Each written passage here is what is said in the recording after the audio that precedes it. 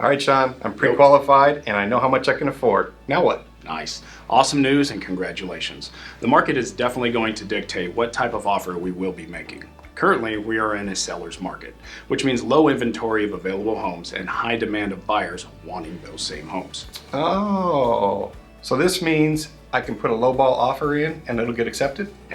You're a funny guy. Quite the opposite, actually. A seller's market usually requires an offer to be at least at list price, and oftentimes even over list price. So be prepared to put your best offer forward.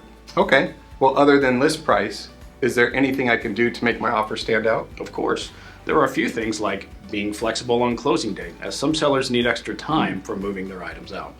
Be willing to get creative regarding inspections and appraisal. Be prompt with making decisions to submit an offer to get it in front of the seller as quickly as possible. And finally, know that you have professional, expert negotiators on your side fighting to get your offer accepted. Great. Thanks, Sean. Those are great ideas. Now let's go get my house. Let's do it.